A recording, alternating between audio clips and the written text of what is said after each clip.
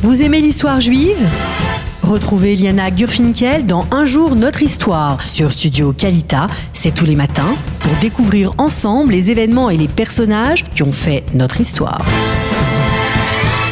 Alors on en parlait dans le premier journal d'information, on va en parler tout de suite après la revue de la presse avec notre invité, le docteur Yossi Charbit. On va parler de la journée internationale de la Shoah, le 27 janvier, c'est la date de la libération du camp d'Auschwitz, bien que j'ai lu ce matin que quand on parle de libération du camp d'Auschwitz à ceux qui ont vécu le camp d'Auschwitz, ça ne veut pas dire grand-chose parce qu'il n'y avait personne au camp d'Auschwitz. Exactement. Au moment de la libération. Étant donné que cette date a été choisie comme la date, ça marche ? Oui, ouais. Oui. Comme la date de commémoration de la journée internationale de l'Holocauste, c'est l'occasion en fait de parler ce matin pour moi du camp d'Auschwitz, expliquer sa spécificité, pourquoi est-ce que c'est lui quelque part qui est devenu le symbole de l'empire concentrationnaire allemand et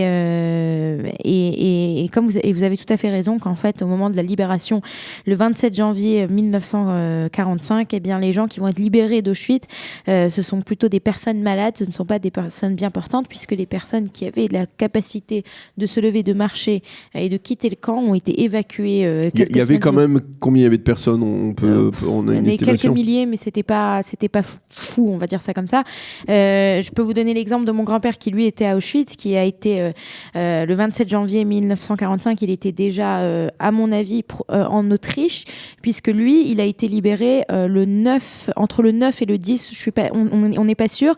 9 et 10 mai 1945, c'est-à-dire après l'armistice, l'endroit où il s'est trouvé, ça prend encore quelques jours. Donc la majorité des gens qui étaient capables physiquement de marcher ont été sortis du camp, ont fait la marche de la mort. Il y a plusieurs marches de la mort en fait. Tout le monde n'est pas allé au même endroit, mais on va parler aujourd'hui, si vous me le permettez, on va parler d'Auschwitz et parler de cette spécificité de ce camp.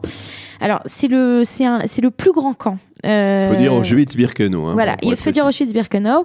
C'est le plus grand camp de concentration. C'est pas seulement un camp de concentration, c'est aussi et concentration et extermination. Et juste à côté, en fait, on a une région qui s'appelle la région de la Bouna ou Monowitz, ça dépend comment vous l'appelez, qui est une région d'usine. C'est-à-dire qu'en fait, au même endroit, on a centralisé et un centre de mise à mort et un centre concentrationnaire, et aussi un endroit où on peut utiliser ces prisonniers pour faire avancer la machine de guerre, et donc c'est dans cette région. Il a été d'abord créé le 27 avril 1940 par les SS. Au départ, c'est un camp de concentration, donc pour des prisonniers politiques, ou c'est pas automatiquement pour des juifs, ça va ne se faire qu'un peu plus tard.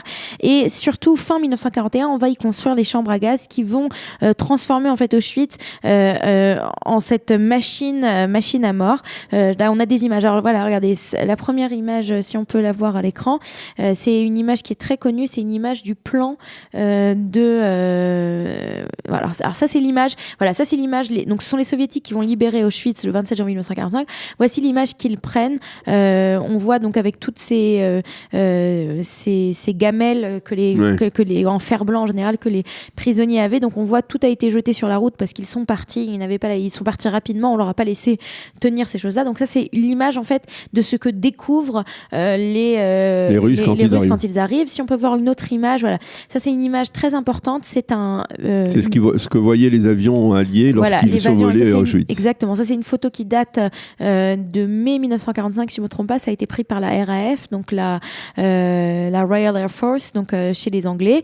Et à nouveau, donc ils savaient très très bien de quoi on parlait. Et ça aussi, c'est une des problématiques d'Auschwitz. Pourquoi est-ce que quand on sait, les Alliés n'ont pas bombardé si les bombardés ont survolé le camp d'Auschwitz pour prendre des photos, pourquoi est-ce qu'ils n'ont pas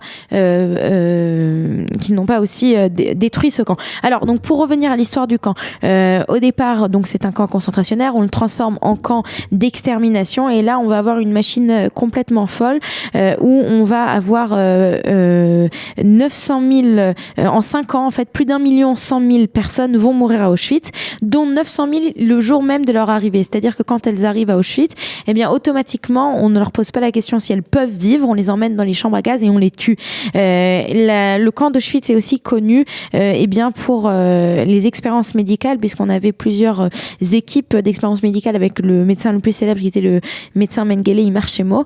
Et donc c'était à ce moment-là que c'était une des particularités aussi du camp d'Auschwitz, puisque on y a détruit les hommes, et on a détruit aussi l'image de l'homme. C'est-à-dire qu'à partir du moment où on fait des expériences médicales sur des hommes, on fait une destruction très importante. Alors pour parler de la fin d'Auschwitz, puisque la date d'aujourd'hui c'est la date de la fin d'Auschwitz, au fur et à mesure que les Alliés avance des deux côtés, puisqu'on a le débarquement en juin 1944 à l'ouest, et puis à l'est à la même date. Il faut savoir qu'à la même date, à la date du 27 janvier, mais pas 1945 mais 1944, c'est la fin.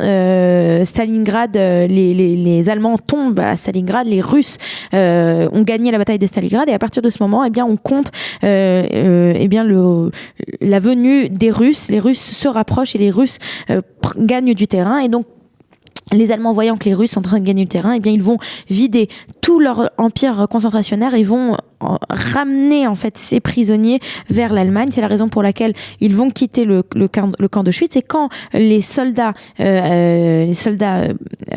russes vont entrer dans le camp, comme vous voyez l'image, il y a presque personne. Il n'y a pas vraiment de bataille pour prendre le camp. Il n'y a plus de SS qui sont sur place. Et les personnes qui sont survivantes et qui restent sur place, ce sont surtout les personnes qui sont dans un état, comme je vous l'ai dit, physique et qui sont malades.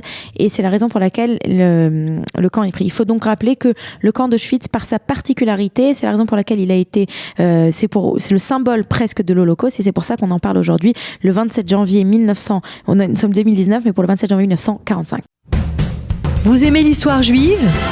Retrouvez Liana Gurfinkel dans Un jour notre histoire sur Studio Kalita. C'est tous les matins pour découvrir ensemble les événements et les personnages qui ont fait notre histoire.